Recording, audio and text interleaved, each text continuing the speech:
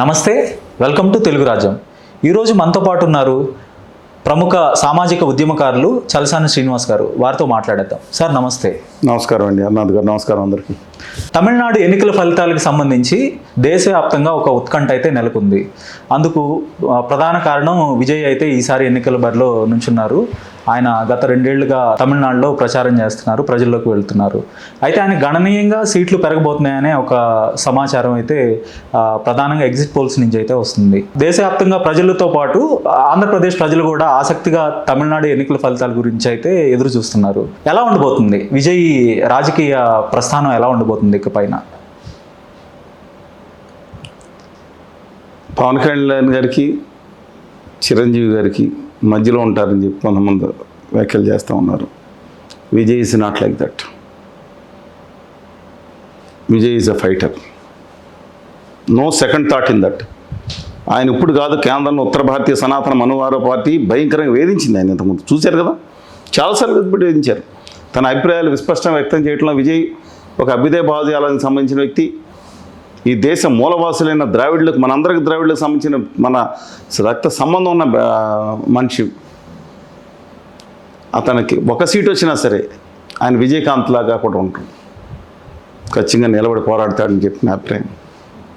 ఇక రెండవ విషయం, తమిళనాడు పాలిటిక్స్ కానీ చూసుకుంటే విజయ్ మీద డిపెండ్ అయ్యి చాలా ఉంది. ఒకే ఒక ఛానల్ యాక్సిస్ వాళ్ళు, ఎన్డీటీవీ అనుకుంటా, ఎన్డీటీవీ అంటే axis my India Pradeep Gupta గారు. అవును, అది ప్రస్తావించి ఎన్డీటీవీ వాళ్ళు బాగా ప్రచారం చేస్తూ ఉన్నారు. సరే, మేబీ రైట్. అంటే ఒకదానికి అందరూ తీసుకుని వేయవచ్చు కదా, ఇబ్బంది. ఇది ఎక్కువగా ప్రచారం చేసేది. సరే, coming back to the discussion, ఇవాళ ఆ విజయ్ గారి 100 సీట్లు వస్తాయి లేదనేది 5%, 10% ఛాన్సెస్. 90% వస్తే రావచ్చు. Nothing is impossible in the politics. అందువల్ల ఆయన గనక 10% ఓట్ల లోపు గనక వస్తే డెఫినెట్లీ డిఎంకే బ్రహ్మాండ 140 స్థానాలతో అధికారం వస్తుంది. ఆయన గనక మిగతా ఎక్కువ ఓట్లు చీల్చుకుంటే ఖచ్చితంగా అది ఎఫెక్ట్ అవుతుంది మిగతా అందరికి కూడా. ఆయన నిజంగా 100 సీట్లు వస్తే ఉత్తర భారతీయ సనాతన మనువాద పార్టీకి అనుకూలంగా ఉన్న ఆ స్థానిక ఏఐడిఎంకే కూడా పడిపోతుంది. బట్ ఏఎంకే స్ట్రాంగ్గా గౌండర్ బెల్ట్లో, అంటే తిరుపూరు, సేలం, ఈరోడ్డు, కోయంబత్తూరు, ధర్మపూర్ జిల్లా వరకు చాలా స్ట్రాంగ్ ఉన్నారు ఎడపడి పళనిస్వామి గారు. ఎందుకంటే ఈపీఎస్ గారు లాస్ట్ టైం వచ్చిన 60 స్థానాలు, 40 స్థానాలు ఈ ప్రాంతాల్లో వచ్చినాయి. ద లోయెస్ట్ డిఎంకే ఒకటి బ్రహ్మాండంగా వచ్చినా సరే దెబ్బతింది అక్కడ ఒక దగ్గరే దెబ్బతిన్నారు. ఇక్కడ వెస్టర్న్ వాళ్ళు కూడా అక్కడ ఎంత వచ్చినా సరే కొంత గ్రౌండ్ నిలబెట్టుకుంటారు. కానీ విజయ్ గారి మీద ఆధారపడి ఉందనిపిస్తుంది నా అభిప్రాయం ప్రకారం.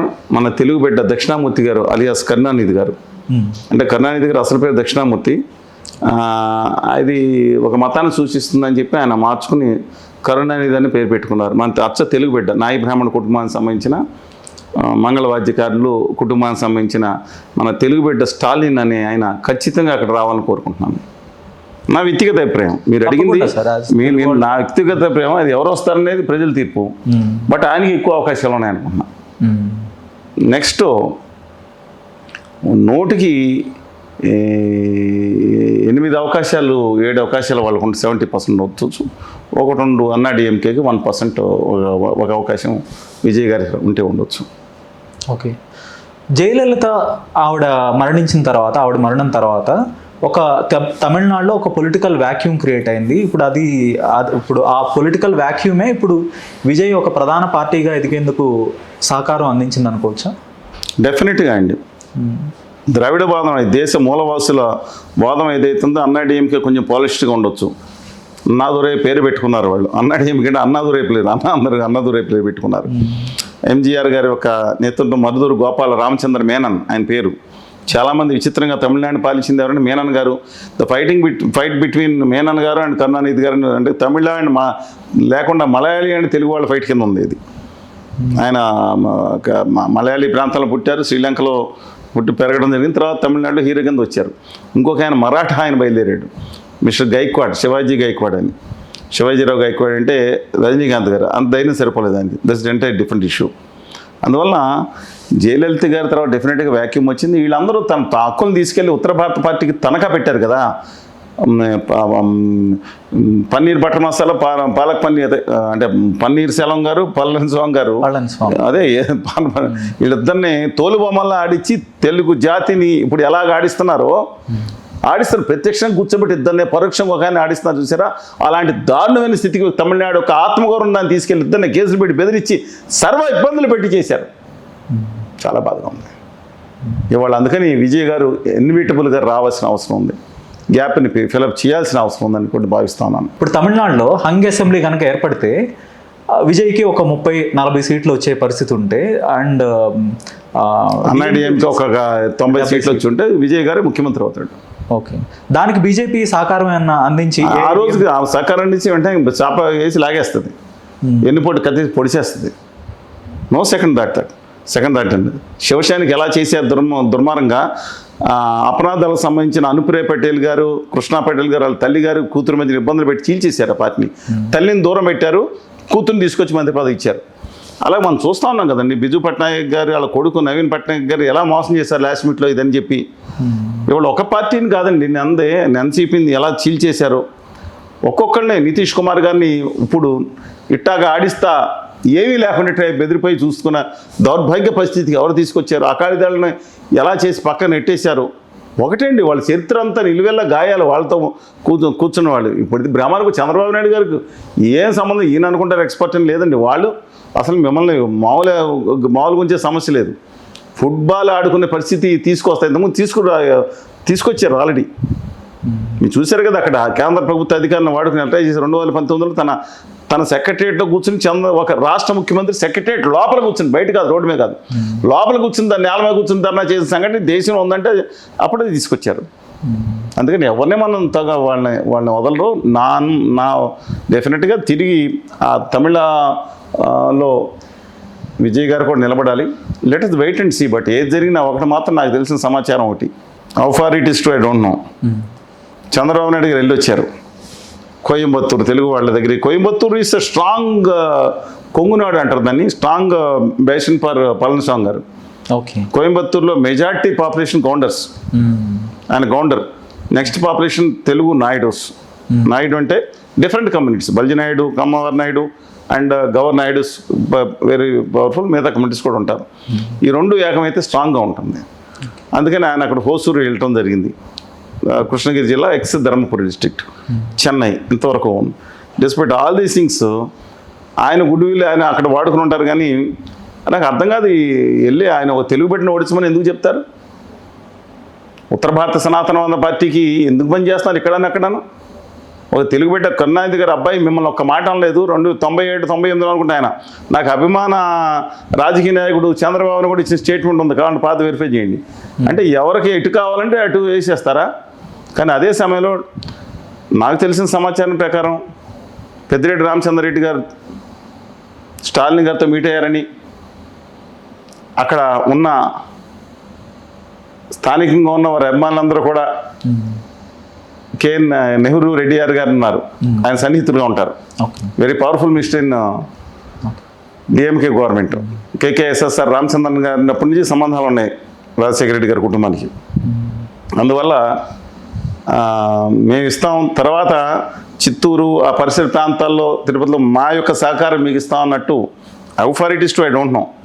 ఎవరు మిత్రులు అక్కడ నాకు చెన్నైలో మనం మాట్లాడుతున్నప్పుడు చెప్పిన మిత్రులు చెప్పారు. అదే కనుకైతే జగన్మోహన్ రెడ్డి గారు playing the game very well. ఇటీవల ఎన్నికల ప్రచార సమయంలో జగన్ గారి అభిమానులు విజయ్కి అది కేవలం బెంగళూరులో వైఎస్ఆర్సీపీ సోషల్ మీడియా వాళ్ళకి జగన్ గారితో డైరెక్ట్ కాంటాక్ట్ ఉంటుంది కదండి. ఆ విజయ్ గారు బొమ్మ పట్టుకున్నారు, పాత అప్పుడు పట్టుకున్నారు ఒక ఎప్పుడో, అది పెట్టుకుని వాళ్ళు కొంతమంది మనందరం వాళ్ళకి చేయాలన్నమాట. ఇది క్వశ్చన్ ఏంటంటే చంద్రబాబు పట్టిలర్ కూడా మనకి ఇటు ఉండాలి, అటు కేసీఆర్ గారితో మనం పడదు కాబట్టి రేవంత్ రెడ్డి గారు తెలియదు. ఎన్ని సిస్టమ్స్ వేరే ఉంటాయండి. కానీ విజయ్ ఆ ఫోటోని పట్టుకోవటం, ఆ గెస్చర్ ఏం సందేశాన్ని అక్కడ స్థానికంగా డెఫినెట్గా is going to Chandrababu Naidu అటు ఉన్నారు కాబట్టి ఇటు ఉండాలి. ఇద్దరు బోత్ మొన్న ఒక మ్యారేజ్లో కూడా ఫంక్షన్లో కూడా చూశారు మీరు. చెన్నైలో ఇద్దరు చాలాసేపు మాట్లాడుకున్నారు. ఇద్దరు the strong believers of Jesus క్రీస్తు వాళ్ళిద్దరూ అని అభిప్రాయం అక్కడ. అందువల్ల అది వేరే ఉంటుంది, ఆ రాజకీయాలకు దానికి సంబంధం లేకపోయినా. బట్ నేను చెప్పిన కోణం మీకు వేరేది, ఇది అందరికీ బయటకు కనపడిన కోణం. అంటే ఒక అన్నా డిఎంకే రాకపోతే, అన్నా డిఎంకే వస్తే చంద్రబాబు నాయుడు గారికి నైతిక విజయం కింద లభిస్తుంది.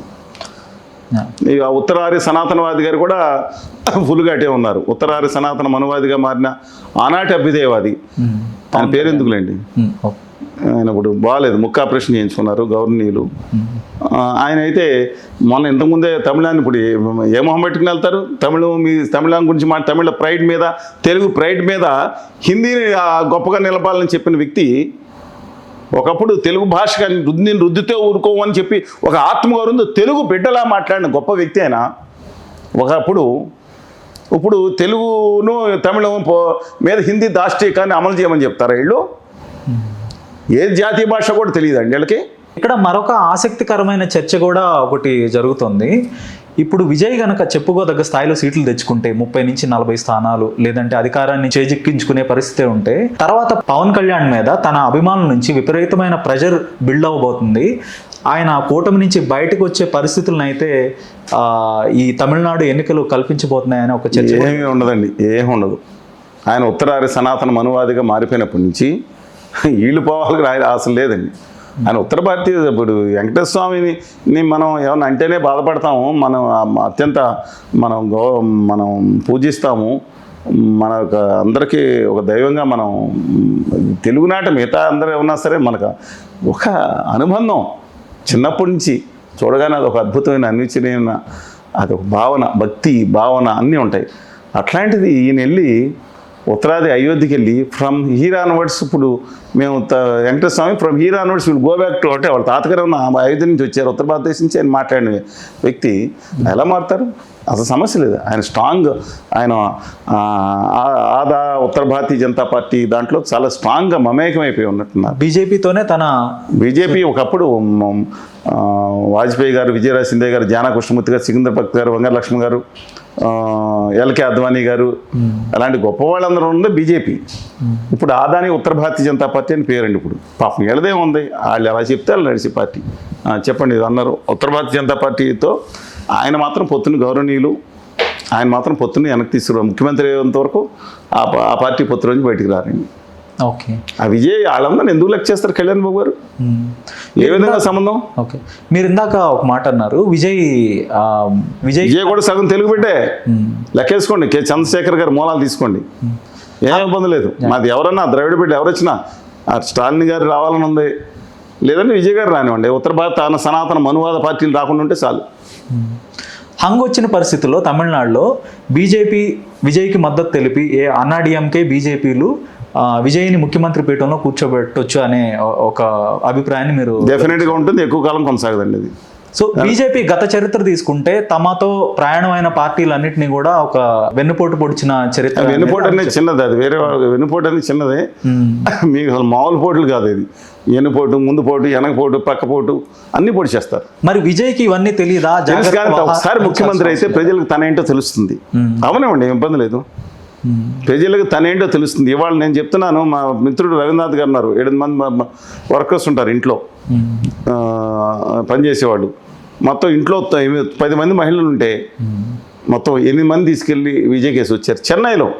ఓకే, సామాన్యులు మార్పు కోరుతున్నారు. ఎంతవరకు అనేది గ్రామీణ ప్రాంతాల్లో అంత లేకపోవచ్చు, స్ట్రాంగ్ కన్విక్షన్స్ ఉంటాయి. అందువల్ల లెటర్ అండి. అందువల్ల మొత్తం ఈ సర్వే చేసినట్టు కూడా ఎంతమంది గ్రామీణ ప్రాంతాలకు వెళ్తున్నారో తెలియదు. పట్టణ ప్రాంతాల్లో కానీ చెన్నైతో strong base for DMK. Okay, మీకు చెప్పాను కదా.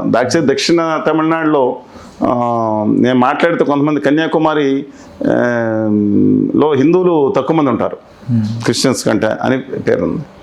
అక్కడ మీరు ఎవరికి వస్తారంటే we're very much in favour of Vijay garu అని చెప్పారు. ఇటీవల కాలంలో రాజకీయాల్లో సినిమా స్టార్లు చాలామంది వచ్చారు, కానీ వాళ్ళు ఎవరు కూడా సక్సెస్ అయిన దాఖలాలు లేవు.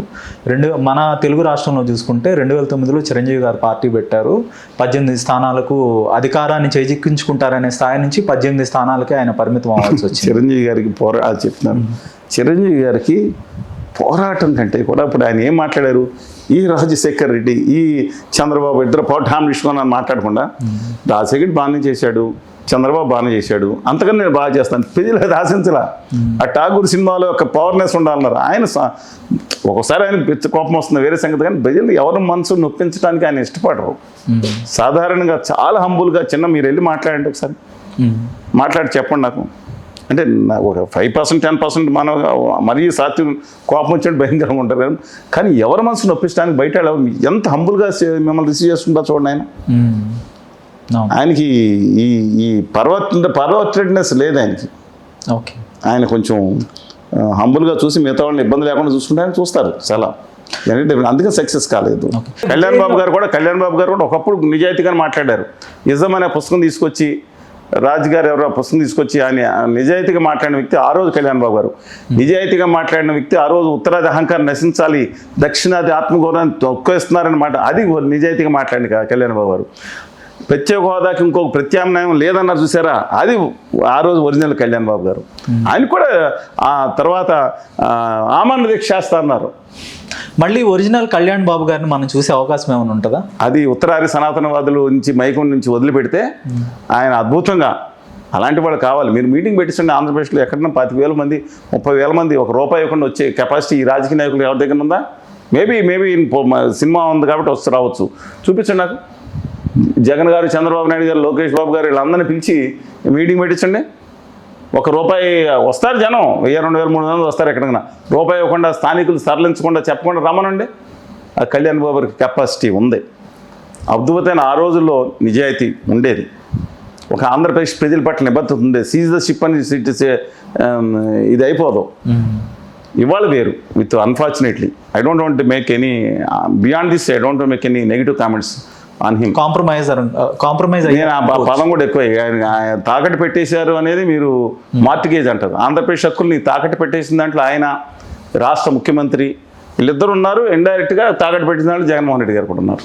ఈ సత్యం స్వతంత్ర వ్యక్తిత్వం వాళ్ళకి చూస్తే నాకు అర్థం అవుతుంది, నేను మాట్లాడేది అర్థం అవుతుందండి.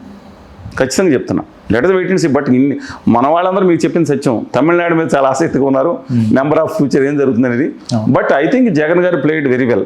అన్లెస్ ఏఐడిఎంకే అధికారంలోకి వస్తే తప్ప ఈ played very well. Either Vijay గారు వచ్చిన బాగానే ఉంటారు, డిఎంకే వచ్చిన బాగానే ఉంటారు. ఆయన చంద్రబాబు నాయుడు గారిని బలవంతం బ్రాహ్మణార్థంలాగా ఆయన తీసుకెళ్ళి ఆయన కూర్చోబెడతాం, ఆ ఉత్తరాది తీసుకెళ్ళడం ఇక తప్పనిసరి. ఆయనకి మనస్ఫూర్తిగా వెళ్ళారని నేను అనుకోవట్లేదండి. కానీ తీవ్ర స్థాయిలోనే విమర్శలు చేసినట్టున్నారు డిఎంకే మీద.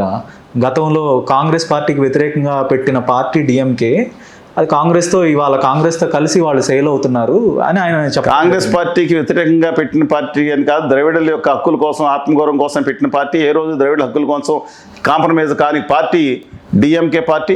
ఆ రోజు జయలలిత గారు వస్త్రాపహరణం దుర్మార్గంగా దారుణంగా అసెంబ్లీలో చేస్తే ఆ రోజు దాని తర్వాత ఆవిడ అధికారంలోకి వచ్చినది ఈయనతో పంచాపహరణం చేయించారు. అరెస్ట్ చేయించండి, పంచకోడి ఊడిపోయిందని గొడవ చేశారు కదా. ఇద్దరైనా సరే దమ్మున్నాళ్ళు కాబట్టి, ద్రవిడ బిడ్డలు కాబట్టి, కలేజీ ఉంది కాబట్టి రాష్ట్ర హక్కుల కోసం వచ్చినప్పుడు నిలబడ్డారు వాళ్ళు. వాళ్ళకైనా పోలికేంటండి నాకు అర్థం కాదు. రాష్ట్ర హక్కుల్ని వాళ్ళు తాకట్టు పెట్టలేదు వీళ్ళందరూ. మన గతంలో చూసుకుంటే చంద్రబాబు గారు కూడా కాంగ్రెస్తో కలిసిన సందర్భం ఉంది. మరి మీరు అదే చెప్తా గుర్తుంది కూడా. ఆయన ఎవరైతే ఎన్టీ రామారావు గారు పార్టీ పెట్టింది కాంగ్రెస్ మీద దుర్మార్గంగా కుక్కమూతి పిందులని మాట్లాడిన చూశారు కదా. అలా ఈయన కాంగ్రెస్లో ఉన్నారు కదండి. మీరు కాంగ్రెస్తో కలుస్తారంటే ఈయన కాంగ్రెస్ నుంచి వచ్చింది, పైగా ఒరిజినల్ ఇందిరా కాంగ్రెస్ నుంచి వచ్చారు కదా ఈయన. కాంగ్రెస్ కలవడం ఏంటి? ఒరిజినల్గా కాంగ్రెస్ నుంచి వచ్చారని చెప్పి వీళ్ళందరూ ఆయన 2018 ఎన్నికల్లో కలిసి పోటీ చేశారు. తెలుసా మీకు? తెలంగాణ ఎన్నికల్లో 2 పార్టీలు అలయన్స్లో పోటీ చేసినాయి. మరి అలాంటప్పుడు కాంగ్రెస్ కలవడం ఏంటి? ఇంకా ఆంధ్రప్రదేశ్లో కాదు, ఇండియాలో మొట్టమొదటిసారి మళ్ళీ చెప్తున్నాను, దేశ చరిత్రలో ఒక జాతీయ పార్టీ మేము అధికారంలోకి వస్తే ఒక రాష్ట్రం కోసం మేము చేస్తాము, మా మొదటి సంతకం అదని ప్రకటించిన సందర్భాలు ఈ దేశ చరిత్రలో లేవు. అది ఒక్క కాంగ్రెస్ పార్టీ రాహుల్ గాంధీ గారు తన తల్లి చేసిన పొరపాటు సాధించుకోవడానికి ఆంధ్రప్రదేశ్ మేము అధికారంలోకి వస్తే మొట్టమొదటి ప్రత్యేక హోదా ఉపజనామీలు పెడతాం దమ్ముండి మాట్లాడిన విషయం. దాని మీద తీర్మానాలు కూడా చేశారు. వాళ్ళు కాంగ్రెస్ పార్టీ వచ్చిండే వల్ల ఆంధ్రప్రదేశ్ బాగుండేది. ఆ గుజరాతీ మార్వాడీల వ్యాపారులు కాళ్ళు పట్టుకుని ఆంధ్రప్రదేశ్ ప్రజలు కట్టిన పన్నుల్లోంచి వాళ్ళకి ఇవ్వాల్సిన పని ఉండేది కాదు. సరే, ఏదని చెప్పండి, మనం ఈ టాపిక్ని డైవర్ట్ అవుతున్నాం. ధన్యవాదాలు సార్. ధన్యవాదాలు, అందరూ ధన్యవాదాలు.